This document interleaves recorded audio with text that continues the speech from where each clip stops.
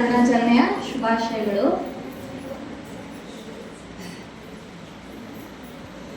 ಇಲ್ಲಿವರೆಗೂ ಎಲ್ಲ ಮಹನೀಯರು, ದೊಡ್ಡವರು, ಗುರುಗಳು ಎಲ್ಲ ಹೇಳ್ಬಿಟ್ಟಾರಲ್ವಾ. ನಾನು ಒಂದು ಹೇಳ್ಬೇಕಂತ ಮಾಡಿದ್ದೀನಿ. ಯಾಕಂದ್ರೆ ನನಗೆ ಈ ಒಂದು ಸನ್ನಿವೇಶ ಮತ್ತೆ ಬರಲ್ಲ. ಮಹಿಳಾ ದಿನಾಚರಣೆ ಅಂದ್ರೆ ಮಹಿಳೆಯರಿಗೆ ಒತ್ತು ಕೊಡ್ತೀವಲ್ವಾ ಅವ್ರ ವಿಷಯಕ್ಕೆ. ಹಾಗಾಗಿ ನಾನು ಇವತ್ತು ಮಾತಾಡ್ಲೇಬೇಕಂತೇಳಿ ಸರ್ ಕೇಳ್ಕೊಂಡೆ. ಯತ್ರ ನಾರ್ಯಸ್ತು ಪೂಜ್ಯತೆ ರಮಂತೆ ತತ್ರ ದೇವತಾ ರಾಧನ ಅಂತಾರ ಅಲ್ವಾ. ಅದ್ರ ಅರ್ಥ ನಿಮಗೆ ಗೊತ್ತೈತಲ್ವಾ? ಗೊತ್ತಿದೆ. ಅದೇ ಹೇಳಿದವರು ನ ಸ್ತ್ರೀ ಸ್ವಾತಂತ್ರ್ಯ ಅರ್ಹತೆ ಅಂತಾನು ಹೇಳ್ತಾರೆ. ಹಂಗಂದ್ರೆ ಏನ್ರಿ? ಹಂಗ ಹೇಳಲ್ಲ. ಬಾಲ್ಯದಲ್ಲಿ ತಂದೆಯ ಆಸರೆ, ಯೌವನದಲ್ಲಿ ಗಂಡನ ಆಸರೆ, ಮುಪ್ಪಿನಲ್ಲಿ ಮಗನ ಆಸರೆ ಬೇಕೇ ಬೇಕು ಅಂತ ಹೇಳ್ತಾರೆ. ಇದು ಎಷ್ಟು ಮಟ್ಟಿಗೆ ಸತ್ಯ ಅದು ನಿಮಗೆ ಬಿಟ್ಟಿದ್ದು. ಆಮೇಲೆ ಇನ್ನೊಂದು ವಿಚಾರ, ಈಜಿಪ್ಟ್ ಅಲ್ಲಿ ಪಿರಮಿಡ್ಗಳು ಫೇಮಸ್, ಗೊತ್ತಲ್ವಾ ನಿಮ್ಗೆ? ಸೊ ಇದೇ ಅಂತಂದ್ರೆ ಇಲ್ಲಿ ಅನ್ಕೋಬೇಡ್ರಿ. ನನಗೆ ಒಂದು ವಿಚಿತ್ರ ಅನಿಸ್ತು. ಅಲ್ಲಿ ದೊಡ್ಡ ದೊಡ್ಡ ಪಿರಮಿಡ್ಗಳು ನಿರ್ಮಾಣಗಳಲ್ಲಿ ರಾಜರ ಮೇಲ್ಗೈ ಇತ್ತು ರಾಜರದು. ಹಾಗೆ ಒಬ್ಬ ಮಹಿಳೆ ಕೂಡ ಈಗ ನ್ಯಾಯಾಲಯಗಳು ಅಂತ ಹೆಂಗಿದಾವ ಕೋರ್ಟ್ಗಳು ಅಂತ, ಅದೇ ರೀತಿ ಒಂದು ನ್ಯಾಯಸ್ಥಾನನ ದೊಡ್ಡ ಕಟ್ಟಡನ ಕಟ್ಟಿದ್ದಾರೆ ಅಲ್ಲಿ ಈಜಿಪ್ಟ್ ಅಲ್ಲಿ. ಆ ದೊಡ್ಡವಾದ ಕಟ್ಟಡದಲ್ಲಿ ಬೃಹತ್ತಾದ ಒಂದು ಕಂಬಗಳಿದಾವೆ. ಒಂದೊಂದು ಕಂಬದ ಮೇಲೂ ಯಾವ ವಿಷಯಕ್ಕೆ ನ್ಯಾಯ ತೀರ್ಮಾನ ಆಗಿದೆ, ಯಾರು ಏನ್ ಹೇಳಿದ್ರು, ಏನ್ ತೀರ್ಪು ಕೊಡ್ಲಾಯ್ತು ಎಲ್ಲನ ಕೆತ್ತನೆ ಮಾಡಿದ್ದಾರೆ.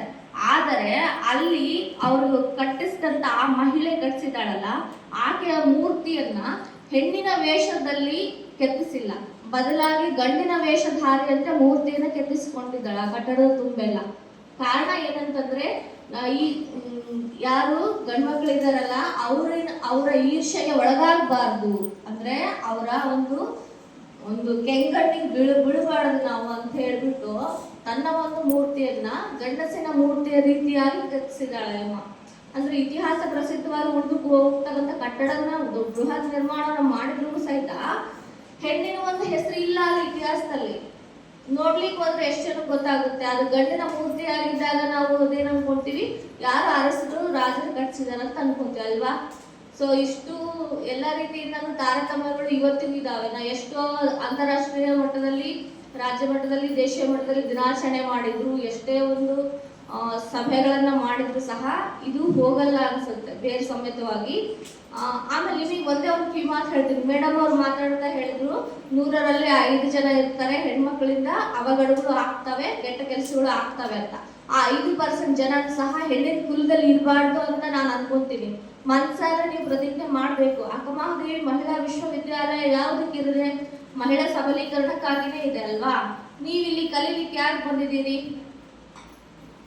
ನೀವು ಮಹಿಳಾ ಕಾಲೇಜ್ ಅಂತ ಬಂದಿದ್ದೀರಿ ಅಲ್ವಾ. ಬಟ್ ಅಕ್ಕಮಹಾದೇವಿ ಮಹಿಳಾ ವಿಶ್ವವಿದ್ಯಾಲಯದ ಅದ್ರ ಒಂದು ಧೋರಣೆ ಇರೋದೇ ಶಕ್ತಿಯನ್ನಾಗಿ ಮಾಡಬೇಕು. ಮಹಿಳೆ ಅಬಲೆಯಲ್ಲ, ಅದೊಂದು ಶಕ್ತಿಯನ್ನಾಗಿ ಮಾಡ್ಬೇಕು ಅನ್ನೋದೇ ಅದ್ರ ಧೋರಣೆ. ಅದಕ್ಕಾಗಿ ರಾಜ್ಯದ ಬೇರೆ ಬೇರೆ ಎಲ್ಲಾ ಕಡೆಗಳಲ್ಲಿ ಈ ವಿಶ್ವವಿದ್ಯಾಲಯದ ಅಡಿಯಲ್ಲಿ ಹಲವಾರು ಸ್ಕೂಲ್ಗಳು, ಹಲವಾರು ಕಾಲೇಜ್ಗಳು ಇದಾವೆ. ಬಟ್ ನಿಮ್ಮನ್ನ ಯಾಕೆ ಕಳಿಸ್ತಾರೆ? ನಿಮ್ಮ ಪೇರೆಂಟ್ಸ್ ಈ ಮಹಿಳಾ ಕಾಲೇಜಿಗೆ ಯಾಕೆ ಕಳಿಸ್ತಾರೆ? ಸೇಫ್ಟಿ ಅಲ್ವಾ, ಹೇಳಿದ್ರಲ್ಲ, ಬಂತಲ್ವಾ. ಮಹಿಳಾ ಸಬಲೀಕರಣನೂ ಅಲ್ಲ, ಇಲ್ಲಿ ವಿಶೇಷ ಒತ್ತು ನೀಡ್ತಾರಂತನೂ ಅಲ್ಲ, ಸೇಫ್ಟಿ. ಎಲ್ಲಿದೆ ಸೇಫ್ಟಿ ಇವತ್ತು? ಮಹಿಳೆಯರಿಗೆ ಸೇಫ್ಟಿ ಐತಮ್ಮ? ಗಂಡ್ಮಗ ಎಲ್ಲಿ ಓಡಾಡೋದ್ರು ಎಷ್ಟೊತ್ತಿಗೆ ಬಂದ್ರು ಕೇಳೋರಿಲ್ಲ. ಅದೇ ಹೆಣ್ಣಿನ ಇವತ್ತು ಇತ್ತೀಚಿನ ನ್ಯೂಸ್ಗಳಲ್ಲಂತೂ ಸ್ಮಾರ್ಟ್ ಫೋನ್ ಬಂದಾಗಿಂದ ಯಾಕಾದ್ರೂ ಕಂಡಿರ್ತಾರೆ ಅನ್ಸ್ಬಿಟ್ಟೈತೆ ನನಗೆ. ಪ್ರತಿಯೊಂದು ಇದರಲ್ಲಿ ಕಾಲೇಜಲ್ಲಿ ಹೋಗಿ ಮರ್ಡರ್ ಮಾಡೋದಂತೆ, ಎಲ್ಲೋ ಕರ್ಕೊಂಡೋಗಿ ರೇಪ್ ಮಾಡೋದಂತೆ, ಕತ್ತೀಚಿಗೆ ಹೋಗ್ಯೋದಂತೆ, ಹಾಡು ಹಗಲು ರೋಡಲ್ಲಿ ಜನ ಇದ್ರು ಸಹಿತ ಕುಂತಾರೆ. ಸೊ ಮಾನವ ಧರ್ಮ ಎಲ್ಲದಕ್ಕಿಂತ ದೊಡ್ಡದಂತ ನಾನು ಹೇಳ್ತೀನಿ. ಸೊ ಇಷ್ಟು ನೊಂದ್ಕೊಂಡು ನಾನೊಂದು ಕವಿತೆ ಬರ್ತಿದ್ದೆ. ನಾನು ಓದ್ತಾ ಇರ್ಬೇಕಾದ್ರೆ, M.Com ಓದ್ತಾ ಇರ್ಬೇಕಾದ್ರೆ ಆ ಕವಿತೆನ ಇಲ್ಲಿ ಹೇಳೋದು ಸೂಕ್ತ ಅನಿಸ್ತು. ಹಾಗಾಗಿ ಒಂದು ಕವನ ಹೇಳಿ ನನ್ನ ಮಾತನ್ನು ಮುಗಿಸ್ತೀನಿ. ದಯವಿಟ್ಟು ಪ್ರಶ್ನೆ ಮಾಡೋದನ್ನ ಕಲೀರಿ. ನಾವು ಆಕಿ ಬೆರಿಕೆದಾಳ, ಆಕೆ ಬಹಳ ಗೈಯಾಳಿದಾಳ ಅನಿಸ್ಕೊಂಡ್ರು ಪರವಾಗಿಲ್ಲ, ಪ್ರಶ್ನೆ ಮಾಡೋದನ್ನ ಕಲೀರಿ. ಎಷ್ಟು ವರ್ಷ ಇದೇ ದಾಸತ್ವದಲ್ಲಿ ಇರ್ತೀರಿ ಗಂಡಸಿನ ರೀತಿಯಲ್ಲಿ. ನೀವು ಮಾತ್ರ ದಾಸತ್ವದಲ್ಲಿ ಇಲ್ಲ. ಅಂಗವಿಕಲರಿದ್ದಾರೆ, ಕೈಲಾಗದವರಿದ್ದಾರೆ, ರುದ್ರಿದ್ದಾರೆ, ಎಲ್ಲರೂ ಸಹ ಎಲ್ರಿಗೂ ಘನತೆಯ ಬದುಕೈತೆ. ಇವತ್ತಿಂದು ನುಡಿ ಘನತೆಯ ಬದುಕು. ಪ್ರತಿಯೊಂದು ಮನುಷ್ಯರಿಗೂ ಘನತೆ ಅನ್ನೋದು, ಮರ್ಯಾದೆಯುಕ್ತ ಜೀವನ ಅನ್ನೋದು, ಗೌರವಯುಕ್ತ ಜೀವನ ಅನ್ನೋದು ಇದ್ದೇ ಇದೆ. ನನ್ನ ಸಲುವಾಗಿ ನೀವು ಶಬ್ದ ಮಾಡ್ತೀರಾ ಇವತ್ತಿಂದ. ನಿಮ್ಮ ಜೀವನಕ್ಕೆ ಒಂದೇ ಒಂದು ಗುರಿಯನ್ನ ಇಟ್ಕೊಳ್ಳಿ. ಏನೋ IAS IPS ಆಗೋದಲ್ಲ, ನೀವು ಶ್ರೀಮಂತರ ಮನೆ ಸೊಸೆಯಾಗಿ ಹೋದ್ರೂ ಸಹಿತ ಒಂದು ನೈತಿಕ ಮೌಲ್ಯಗಳನ್ನು ಬೆಳೆಸ್ಕೊಂಡು ಏನಾದರೂ ಒಂದು ಸಾಧನೆ ಮಾಡ್ಬೇಕನ್ನೋ ಗುರಿ ಇಟ್ಕೊಳ್ಳಿ. ಇಲ್ಲಾಂದ್ರೆ ಇದ್ರೂ ಸತ್ತಂತ ನಾವು ಗಂಡಸಿಗೆ ಸಮಾನವಾಗಿ ನಾವು ಎದ್ದು ನಿಲ್ತೀವಿ, ಕೆಚ್ಚದೆಯಿಂದ ನಾವು ಏನಾದರೂ ಸಾಧಿಸ್ತೀವಿ ಅಂತ ತಲೆಗಿಟ್ಕೋರಿ.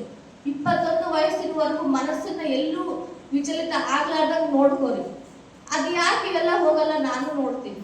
ಇನ್ನು ವರ್ಷಾನ್ಗಟ್ಲೆ ತಗೋಬಹುದು ಸಮಯ. ಬಟ್ ಇಷ್ಟು ಮಹಿಳೆಯರಲ್ಲಿ ಒಂದು ಹುಡುಗಿ ಆದ್ರೂ ಬದಲಾವಣೆ ಆದ್ರೂ ಸಹಿತ ಆ ಕುಟುಂಬ, ಆಕೆ ಸಂಬಂಧಪಟ್ಟ ಕುಟುಂಬದಿಂದ ಊರು ಎಲ್ಲ ಸುಧಾರಣೆ ಆಗುತ್ತಂತ ನನ್ನ ಅನಿಸಿಕೆ ಹೇಳ್ತೇನೆ. ನಾನು ಈ ನಿಜವಾಗ್ಲೂ ನನಗೆ ಸಂಕೋಚ ಆಗುತ್ತೆ ಇಲ್ಲಿ ಬಂದು ಮಾತಾಡ್ಲಿಕ್ಕೆ. ಯಾಕಂದ್ರೆ ಅಷ್ಟು ಮಟ್ಟಿಗೆ ನಾವು ಬೆಳೆದಿಲ್ಲ. ಇಲ್ಲೆಲ್ಲ ದೊಡ್ಡವರಿದ್ದಾರೆ, ಗುರುಗಳಿದ್ದಾರೆ, ನಮಗೆ ಮಾತಾಡೋ ಅವಕಾಶ ಕೊಟ್ಟಿದ್ದಾರೆ. ಅಂದ್ರೆ ನಾನು ನಿಮ್ಮ ಬಗ್ಗೆ ನಾನು ಹೆಣ್ಣಲ್ವಾ, ಹಾಗಾಗಿ ಈ ಮಾತನ್ನು ಹೇಳಿದೆ. ನನ್ನ ಕವನದ ಹೆಸರು ಘನತೆಯ ಬದುಕು. ಹೆಮ್ಮೆಯಿಂದ ಬಾಳುವ ಕನಸ ಕಂಡಾಗ, ಹೆಮ್ಮೆಯಿಂದ ಬಾಳುವ ಕನಸ ಕಂಡಾಗ ಹಿಗ್ಗಿನಿಂದ ಹೂವಂತೆ ಅರಳಿದನ. ಹೆಮ್ಮೆಯಿಂದ ಬಾಳುವ ಕನಸ ಕಂಡಾಗ ಹಿಗ್ಗಿನಿಂದ ಹೂವಂತೆ ಅರಳಿದನ. ಜಗದ ಹಗರಣವ ದಿನವೂ ನೋಡುವಾಗ, ಜಗದ ಹಗರಣವ ದಿನವೂ ನೋಡುವಾಗ ಮೊಗ್ಗಂತೆ ಮುರುಡಿ ಕುಗ್ಗುವೆನ, ಮೊಗ್ಗಂತೆ ಮುಗುಡಿ ಕುಗ್ಗುವೆನ. ಅಂಧಕಾರದಿ ಕಾಮಾಂಧರಾಗಿ ಮೆರೆದ ಜನ, ಅಂಧಕಾರದಿ ಕಾಮಾಂಧರಾಗಿ ಮೆರೆದ ಜನ ಅತ್ಯಾಚಾರದ ಅನ್ಯಾಯಕ್ಕೆ ಬಲಿಯಾಗುವ ಹೆಣ್ತನ, ಅತ್ಯಾಚಾರದ ಅನ್ಯಾಯಕ್ಕೆ ಬಲಿಯಾಗುವ ಹೆಣ್ತನ. ಹಿಂಸೆ ಕ್ರೌರ್ಯ ಕರಾಳ ಬಾಹುವಿನಿಂದ ಹೊರಬರದ ದಿನ, ಹಿಂಸೆ ಕ್ರೌರ್ಯ ಕರಾಳ ಬಾಹುವಿನಿಂದ ಹೊರಬರದ ದಿನ.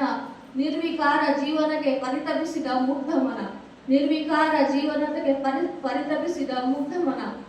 ಆಸ್ತಿ ಪಾಸ್ತಿ ಎಲ್ಲ ಮಾರಿಕೊಟ್ಟ ವರದಕ್ಷಿಣೆ ಸಾಲದಿರುವ ದಿನ, ಆಸ್ತಿ ಪಾಸ್ತಿ ಮಾರಿಕೊಟ್ಟ ವರದಕ್ಷಿಣೆ ಸಾಲದಿರುವ ದಿನ. ಅತ್ತೆ ಮಾವ ಎಲ್ಲ ಸೇರಿ ಮಾಡುವರು ಸಜೀವ ದಹನ, ಅತ್ತೆ ಮಾವ ಎಲ್ಲ ಸೇರಿ ಮಾಡುವರು ಸಜೀವ ದಹನ. ವಿಚಾರದಳಲನು ಮತ್ತೊಂದೆಡೆ ಜಾತಿ ಮತ ಅಂತಸ್ತು ಲಿಂಗತ್ವದ ಕಾರಣ, ಮತ್ತೊಂದೆಡೆ ಜಾತಿ ಮತ ಅಂತಸ್ತು ಲಿಂಗತ್ವದ ಕಾರಣ ಹೆಚ್ಚುತ್ತಲಿದೆ ನೊಂದ ಮನಸ್ಸುಗಳ ಪ್ರಮಾಣ, ಹೆಚ್ಚುತ್ತಲಿದೆ ನೊಂದ ಮನಸ್ಸುಗಳ ಪ್ರಮಾಣ. ವಿಚಾರದಳಲನು ಹೊರಗೆಡಹಿದ ತೃಪ್ತಿ ಈ ದಿನ, ವಿಚಾರದಳಲನು ಹೊರಗೆಡಹಿದ ತೃಪ್ತಿ ಈ ದಿನ. ವಿಮರ್ಶಕರು ನೀವೆನ್ನುತ್ತ ಸುಮ್ಮನಾದೆನ, ವಿಮರ್ಶಕರು ನೀವೆನ್ನುತ್ತ ಸುಮ್ಮನಾದೆನ. ಧನ್ಯವಾದಗಳು.